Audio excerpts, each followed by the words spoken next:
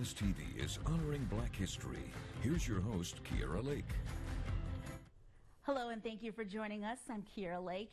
And for the next half hour, we'll show you how Black leaders, past and present, have made a lasting impact on the people of Mid-Michigan and left a legacy that helped shape our community today. We're going to start with one of the times Mid-Michigan literally made history. Over the years, many distinguished people have come to speak at Michigan State University. But in 1965, civil rights icon Martin Luther King Jr. arrived for a speech on campus. I spoke to one of King's good friends, and he describes what it was like to hear his message. And thanks to our friends at Michigan State University Archives, we're going to listen in on Martin Luther King's speech at MSU. From Selma, Alabama, Reverend Dr. Martin Luther King came to express a point of view. Here's King on his way to Spartan Auditorium on February 11th, 1965. People were packed in. Kids were on the streets trying to get in. The word was around campus that Martin Luther King Jr. was here. And the man who picked him up from the airport, former MSU professor Robert Greene. Greene says his speech was about discrimination in the South. So when Martin Luther King Jr.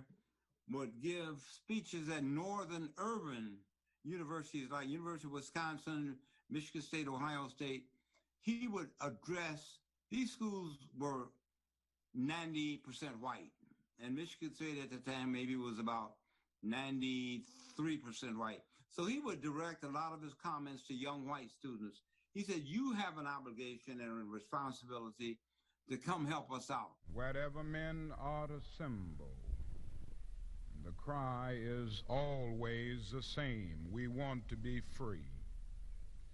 And so the wind of change is blowing in our nation. The wind of change is blowing all over the world. It is sweeping away an old and unjust order and bringing into being a new order. I told him about some of the discrimination that Black students were faced with on the campus of Michigan State. So he was prepared for that. More than ever before, we are challenged to go all out to make it one in terms of brotherhood. We must all learn to live together as brothers, or we will all perish together as fools. I remember him saying, work where you are to end discrimination. You don't always have to come to Alabama and Mississippi to fight for freedom. And King said it was necessary to realize that the problems of discrimination and segregation in our country would not just go away over time. Somewhere we must come to see that human progress never rolls in on the wheels of inevitability. It comes through the tireless efforts and the persistent work of dedicated individuals who are willing to be co-workers with God. And without this hard work, time itself becomes an ally of the primitive and insurgent forces of irrational emotionalism and social stagnation. King mentioned the importance of making sure every American had the right to vote fairly and the important role of legislation. It may be true that the law can't make a man love me, but it can restrain him from lynching me, and I think that's pretty important also. When King came that day, there was a electric was going through that auditorium. With this faith, we will be able to hew out of the mountain of despair a stone of hope. With this faith, we will be able to transform the jangling discords of our nation into a beautiful symphony of brotherhood. With this faith, we will be able to speed up that day when all of God's children all over this nation, black men and white men, Jews and Gentiles, Catholics and Protestants, will be able to join hands and sing in the words of the old Negro spiritual, free at last, free at last. Thank God Almighty, we are free at last. Thank you. And once again, we'd like to thank our friends at the MSU Archives for allowing us to share part of their history with us. And when we talk about Black history, we always hear names King, Parks, and Malcolm X. But coming up, we'll introduce you to a remarkable woman who is making history locally. Her story is next on Honoring Black History. History is made up of many larger-than-life figures. We just told you about the speech one of those figures, Martin Luther King, made at MSU, but history is also shaped each and every day by people on the front lines. And today we wanted to pay tribute to a black woman who is working to change the world, but on the local level. This is the story of one remarkable woman. See, I'm not the type to just want to tell you what I want to do. I'm going to do it. We first met Tamalika Foster, a nurse, in May of 2020 during the COVID-19 pandemic. We're going into the rooms and we're helping our COVID patients, but I can't go into that room without somebody helping. I can't stand on somebody's shoulders without them knowing I appreciate them. So for me, I can't give them a hug to say thank you, but if I can give you a bag and a smile, to me, that's wonders. She had reached out to Operation Gratitude, a nonprofit, and other organizations, which sent $22,000 in donations. Foster and other nurses assembled this into care packages for 800 McLaren staff members. What came with these gift boxes is letters from people all over the world saying thank you. And those words help keep pushing us to stay in the fight. Those words gives us the momentum to keep going. And this is just the push that we need. She gives. She's a person that gives constantly. She's not a taker. And she's proud of what she's done.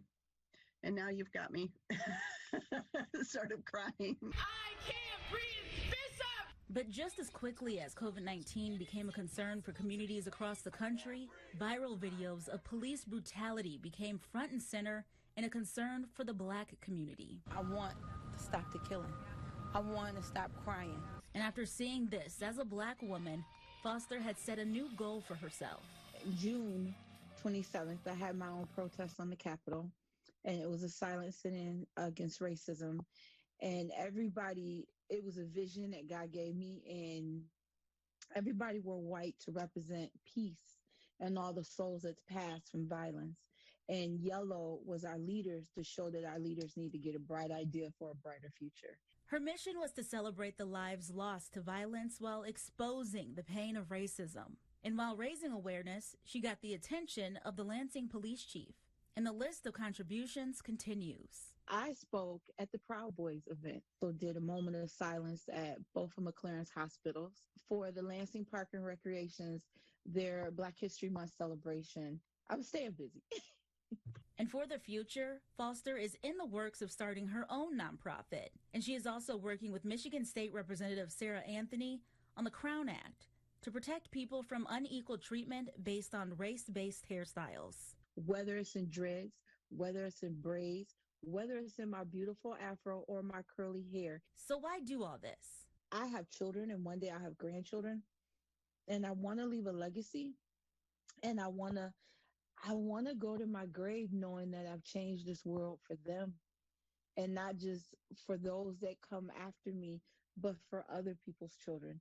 And I just want to make a difference in the right way. Foster is also one of WLNS TV's remarkable women nominated by our viewers for the difference they make here in Mid-Michigan. We'll be honoring Foster and 3 other women during our Women's History Month in March. Still ahead, there are some landmark years in Black history in America. From George Floyd to Breonna Taylor, 2020 was a remarkable year of racial reckoning. But how will it be remembered in the history books? We ask the experts when Honoring Black History continues. When we think of Black history, we often think of the distant past, from the arrival of the first slaves to America in 1619 to the Underground Railroad in the 1800s. Jim Crow laws that separated people by color for nearly 100 years, to the Civil Rights Act of 1964. What some might not realize is that progress is still being made to this day. 6 News' Brittany Flowers is here for you now with why some believe 2020 was yet another turning point in the fight for racial justice. Progress is being made at a level that I've not seen it made since the days of Dr. King. 2020 was a year most people won't forget, and although it came with a lot of negatives, the events of the past year set a tone for the entire nation. George Floyd, Breonna Taylor, Christian Cooper, COVID, the disparities in death rates, so many issues back to back to back. Lee Hampton, Chief Diversity Officer at Jackson College, has seen a number of racial justice movements in his lifetime, but nothing quite like last year. So why was 2020 different? I believe some significant events took place. You had the George Floyd murder, and I believe it brought to light a couple of things. One, it was a modern-day lynching, broad daylight, a knee to the neck, slow. That's kind of what the lynchings were, slow. You saw a person's life even away, and you saw the same thing that day. Hampton believes that caused people who'd previously been on the sidelines to stand up and fight. We're seeing activists, everyday people started getting involved. Then the policymakers, decision makers, and those with access to resources, now they're involved. And if we continue that, I believe we'll see sustained systemic change that our children and grandchildren will be able to benefit from. The difficulty, he says, is changing what is and has been so deeply embedded in society for centuries. It's hard to stand against your uncle when his grandfather taught him to call black people by other names and derogatory comments, and that was their culture. It would be difficult in that moment to have 40 family members laughing and you stand up and say it's wrong. So, not that I'm excusing that behavior, but I totally understand that that is a complexity that they had to work through. For many, the events of 2020 forced them to do just that, looking inward and asking, what can I do to use my voice to help move society forward? Those conversations and questions came up at a time when the nation was incredibly divided, and harsh rhetoric incited violence and sparked a rise in hate groups. The only way that all this hate actually takes place is because some of the people that we work with every day, that we sit down with every day, has supported it. Hampton says he's encouraged now that more people will speak up when they see something wrong. But it's more than the heartbreaking and unjust killing of black people. Other incidents like Christian Cooper's encounter in Central Park also brought to light the prejudices still facing our society. I'm going to tell them there's an African-American man threatening my life. She was weaponizing her whiteness, and it once again showed in 2020, not in 1955 in Montgomery, but in 2020 in New York, whites still understood that their whiteness is more believable, more important, more humane than his blackness, although she was in the wrong. So what society produced that in her? That's the society that we're living in. And that is why the fight continues. This is a moment that Dr. King, Rosa Parks, and the great civil rights leaders of yesterday gave their life that our generation would not drop the baton, but take the baton across the finish line. Here for you in Jackson, Brittany Flowers, 6 News. Still ahead, MSU is home to several important moments in black history, and one of them happened at Spartan Stadium. We'll take you through the banks of the Red Cedar when honoring black history continues. Nowadays, every college football team in the country is fully integrated, but back in the 1960s, no one had a fully integrated team other than Michigan State University. It's a part of history many Spartan fans don't know about, and Audrey Dahlgren tells us it's what inspired a dedicated daughter to dedicate a decade of her life to making the documentary Through the Banks of the Red Cedar.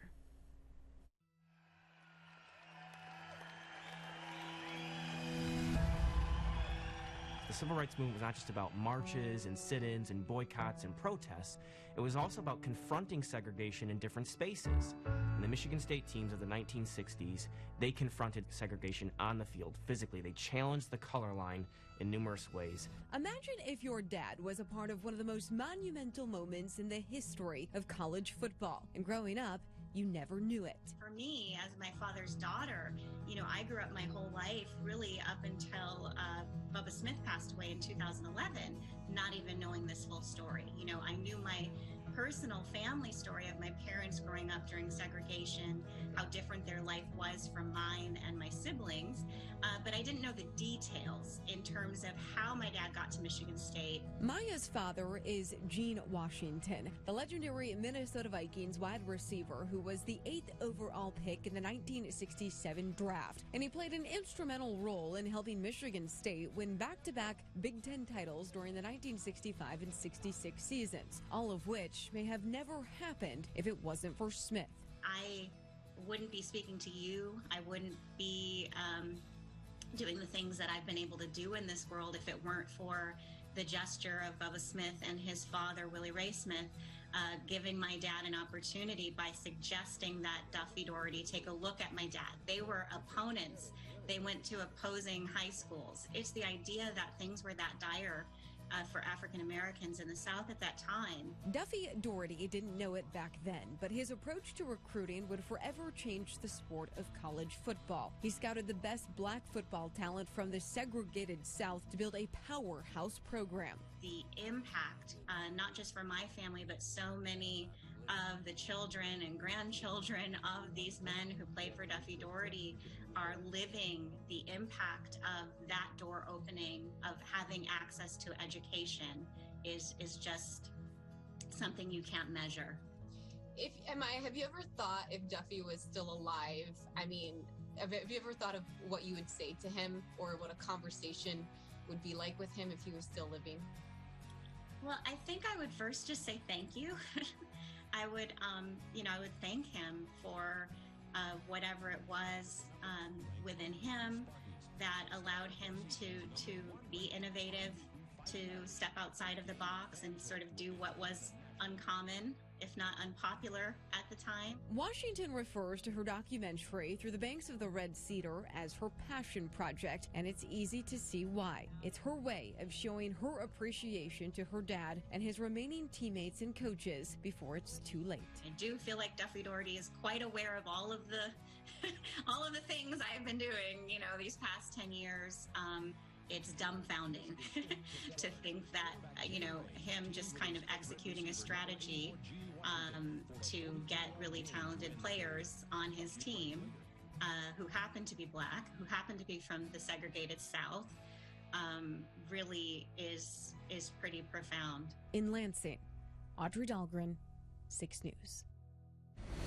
Still ahead, we told you about Martin Luther King's visit to Mid-Michigan. Now we'll show you how life in Lansing helped shape the life of Malcolm X. That's when Honoring Black History continues. We told you about the visit by Martin Luther King Jr. to East Lansing, but another civil rights icon, Malcolm X, has even closer ties to Mid-Michigan. Here's Sarah Alshet with Those Trying to Remind People of His Roots. Malcolm X Street.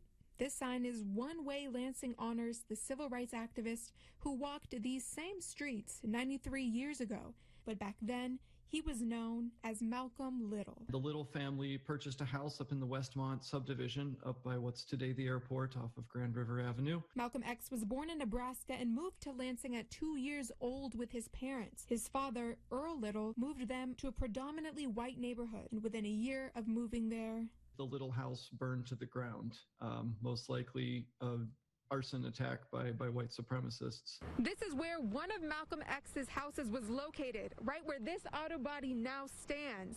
They would eventually move to a house that his father built, but soon after they moved in there, they experienced a big loss. Unfortunately, later that fall, his father was found dead on the railroad tracks at Michigan Avenue and Detroit Avenue. Malcolm's mom was eventually sent to a mental institution. Malcolm and his siblings were put in foster care. He moved out of Lansing after junior high and would go on to become a civil rights activist. The number one domestic problem facing America is the race problem. And he even came back, speaking on the campus of MSU in 1963. Malcolm did this despite all of the obstacles, despite being African American in Lansing in the 1930s. Some of the conditions that Malcolm wrote about and protested about are still with us. Here for you in Lansing, Sarah Alshet, 6 News. We just walked you through experiences that helped shape Mid-Michigan, and it was thanks to past and present Black leaders around and in the Lansing community. Thank you so much for honoring Black history.